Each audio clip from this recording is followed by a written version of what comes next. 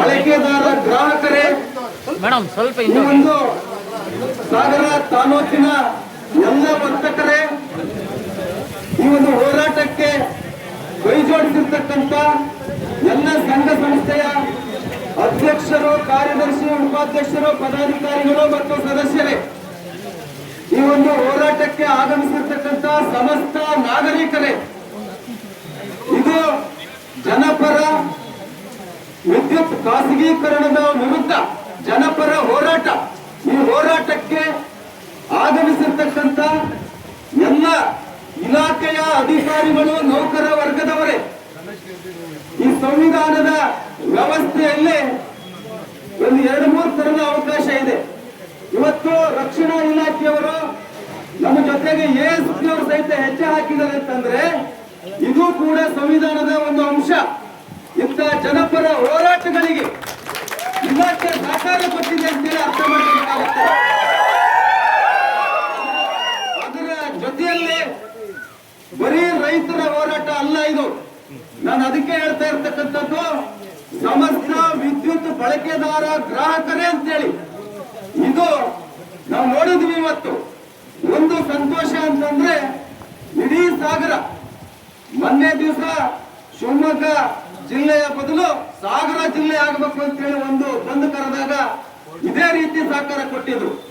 ಅದನ್ನು ಬಿಟ್ಟರೆ ಇವತ್ತು ಸಂಪೂರ್ಣವಾಗಿ ಸಾಗರ ಒಂದು ಉತ್ತಮವಾದ ಜೀವನವನ್ನ ಕಟ್ಕೊಂಡಿದ್ದೇವೆ.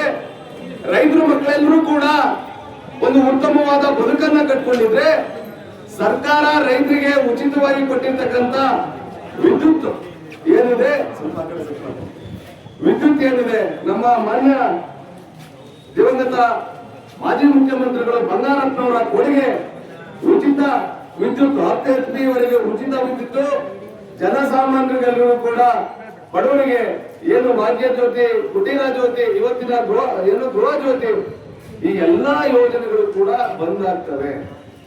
ಯಾಕೆ ಬಂದಾಗ್ತವೆ ಅಂತಂದ್ರೆ ಸಾವಿರಾರು ಕೋಟಿ ರೂಪಾಯಿಯನ್ನ ಪಡೆದು ಇವತ್ತು ಆ ವ್ಯವಸ್ಥೆಯನ್ನೇ ಖರೀದಿ ಮಾಡ್ತಾರೆ ಒಂದು ಕಂಪನಿ. ಅದು ಯಾರೇ ಆಗಿರ್ಬೋದು. ನೀವು ಕೇಳಿದ್ರೆ ನಿಮ್ಮ ಹತ್ರ ದುಡ್ಡು ಕೊಟ್ಟರು ಅಷ್ಟು ಕೊಟ್ಟರು ನಿಮಗೂ ಕೊಡ್ತಾರೆ. ಆದ್ರೆ ಟಾಟಾ ಕಂಪನಿಗೆ ಈಗಾಗಲೇ ನಾವು ಮಾಡ್ತೀವಿ ಅಂತೇಳಿ ರಾಜ್ಯಾದ್ಯಂತ ಒಂದು 19 ಜಿಲ್ಲೆಯಲ್ಲಿ ಲೈಸೆನ್ಸ್ ನ ಕೇಳಿ ಅಪ್ಲಿಕೇಶನ್ ಅನ್ನ ಹಾಕ್ತಾ ಇದ್ದಾರೆ. ಆದ್ರೆ ನಮ್ಮಲ್ಲಿ ಒಂದಿಷ್ಟು ಏನು ನಮ್ಮ ರೈತರಲ್ಲಿ ಒಂದಿಷ್ಟು ತಪ್ಪು ಭಾವನೆಗಳನ್ನ ಕೆಲವರು ಮೂಡಿಸ್ತಾ ಇದ್ದಾರೆ. ಅವರಿಗೆ ಅದರಿಂದ ಏನ್ ಲಾಭವೋ ಗೊತ್ತಿಲ್ಲ. ಜನರನ್ನ ದಾರಿ ತಪ್ಪಿಸೋದ್ರಿಂದ, ಜನರಿಗೆ ತಪ್ಪು ಮಾಹಿತಿಯನ್ನ ಕೊಟ್ಟು ಅವರನ್ನ ದಿಕ್ಕು ತಪ್ಪಿಸೋದ್ರಿಂದ ಏನ್ ಲಾಭ ಇದೆಯೋ ನಂಗೆ ಗೊತ್ತಿಲ್ಲ. ಖಾಸಗೀಕರಣ ಆದ್ರೂ ತುಂಬಾ ಒಳ್ಳೇದು ಅಂತೇಳಿ ಅನೇಕರಿಗೆ ಕಿವಿ ತುಂಬತಕ್ಕಂಥದ್ದು.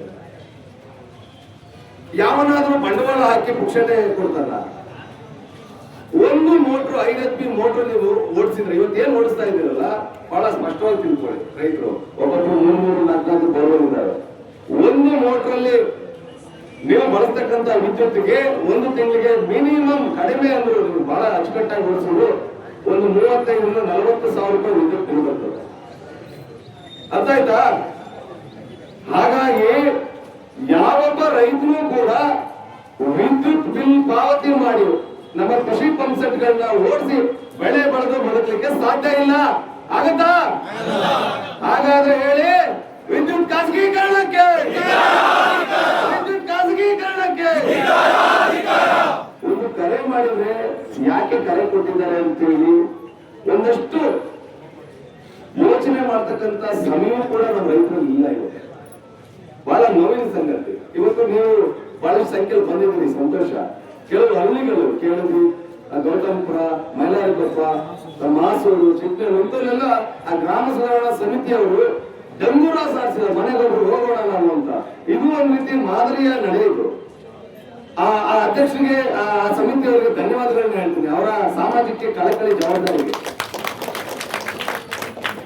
ಆದ್ರೆ ಒಂದಿಷ್ಟು ಜನ ಏನ ಮಾಡ್ಕೊಂಡು ಬರ್ತಾರೆ, ಎಲ್ಲರಿಗೂ ಆದಂಗೆ ಆಗ್ತದೆ ಅಂತ ಹೇಳಿ ಇವತ್ತು ಅಡಿಕೆ ಬೆಳೆ, ಶುಂಠಿ ಬೆಳೆ, ಪಪ್ಪಾಯ ಬೆಳೆ, ಇನ್ನೇನ್ ದೀರ್ಘಾವಧಿ ಬೆಳೆಗಳಿದ್ದಾವೆ, ಇವೆಲ್ಲರಿಗೂ ಬೇಸಿಗೆಯಲ್ಲಿ ವಿದ್ಯುತ್ ಇದ್ರೆ ಮಾತ್ರ ನಾವು ಅದನ್ನ ಬೆಳಲಿಕ್ಕೆ ಸಾಧ್ಯ.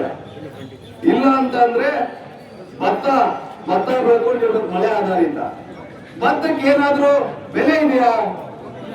ಭತ್ತಕ್ಕೆ ಏನ್ ಬೆಲೆ ಇದೆ? ಅವತ್ತೇನಿತ್ತು ಅದೇ ಬೆಲೆ ಇದೆ. ಅವತ್ತು 25-30 ರೂಪಾಯಿಗೆ ಒಂದು ಕಾಚಾ ಬರ್ತಿತ್ತು, ಇವತ್ತು 800-900 ರೂಪಾಯಿ. ಒಂದು ಕ್ವಿಂಟಲ್ ಭತ್ತ ಮಾಡಿದ್ರೆ ಒಂದು ಕಾಚಾ ತಗೊಳ್ಬೋದು ಅಷ್ಟೇ. ಹೌದಾ? ಬಹಳ ನೋವಿನಿಂದ ಹೇಳ್ತಾ ಇದ್ದೀವಿ. ಹಾಗಾಗಿ ನಾವು ಈ ಕ್ಷಣದಿಂದಲೇ ನೀವು ಎಲ್ಲಿದ್ದೀರಿ, ನಿಮ್ಮ ಮನೆಯಿಂದ ನಮಗೆ ಖಾಸಗೀಕರಣ ಬೇಡ ಅಂತಕ್ಕಂಥ ವಾದವನ್ನ ಸರ್ಕಾರಕ್ಕೆ ಮಂಡಿಸಬೇಕಾಗ್ತದೆ. ಇವತ್ತು ಸರ್ಕಾರಕ್ಕೆ ನಾನು ಮನವಿ ಮಾಡ್ಕೊಳ್ತೇನೆ, ಮಾನ್ಯ ಮುಖ್ಯಮಂತ್ರಿಗಳೇ, ನಿಮ್ಮ ಇಲ್ಲಿಯವರೆಗಿನ ವರ್ತನೆಯನ್ನ ಬದಲಾವಣೆ ಮಾಡ್ಕೊಳ್ಳಲೇಬೇಕು. ಜನರ ವಾದವನ್ನ, ಜನರ ಅಭಿಪ್ರಾಯಕ್ಕೆ ಗೌರವ ಕೊಟ್ಟು ಇವತ್ತು ಮುಖ್ಯಮಂತ್ರಿ ಆಗಿದ್ದೀರಿ, ನಿಮಗೆ ಶುಭಾಶಯಗಳನ್ನ ತಿಳಿಸ್ತಾ ನಿಮ್ಮ ವರ್ತನೆಯಲ್ಲಿ ನಾನು ಬದಲಾವಣೆಯನ್ನ ಬಯಸ್ತಾ ಇದ್ದೇನೆ. ನಾವು ರೈತರೆಲ್ಲರೂ ಕೂಡ ನಿಮ್ಮ ವರ್ತನೆಯಲ್ಲಿ ಬದಲಾವಣೆಯನ್ನ ಬಯಸ್ತಾ ಇದ್ದೇವೆ. ನೀವು ಇದನ್ನ ಖಾಸಗೀಕರಣ ಮಾಡದೇ ಆದ್ರೆ ಸರ್ಕಾರವನ್ನೇ ಖಾಸಗೀಕರಣ ಮಾಡ್ಬಿಡ್ರಿ. ಯಾರಾದ್ರೂ ಖರೀದಿ ಮಾಡಲಿ, ಹೌದಾ? ಸರ್ಕಾರವನ್ನೇ ಖಾಸಗೀಕರಣ ಮಾಡ್ಬಿಡ್ರಿ. ಇಲ್ಲೆಲ್ಲರೂ ಖಾಸಗೀಕರಣ ಉದ್ಯೋಗಗಳು ಆಗ್ಬಿಡ್ರಿ. ಪೊಲೀಸ್ ಇವತ್ತು ರೈತರು ನಾವು ಬರ್ಬೇಕಾದ್ರೆ ಪೊಲೀಸ್ ಅಧಿಕಾರಿಗಳಿಗೆ ನಾನು ಮಾಹಿತಿ ಕೊಡ್ತೇನೆ, ನಿಮ್ ಜೊತೆ ಗುದ್ದಾಟ ಮಾಡೋಕೆ ನಾವು ಬರಲ್ಲ, ನಮ್ಮ ಹಕ್ಕು ಕೇಳಲಿಕ್ಕೆ ಬರ್ತೀವಿ. ನೀವು ಬೇರೆ ಬೇರೆ ಪಕ್ಷದ ಹೋರಾಟದಲ್ಲಿ ನೀವು ಹೇಗಿರ್ತೀವಿ ಅನ್ನೋದನ್ನು ನಾನು ಗಮನಿಸಿದ್ದೀನಿ.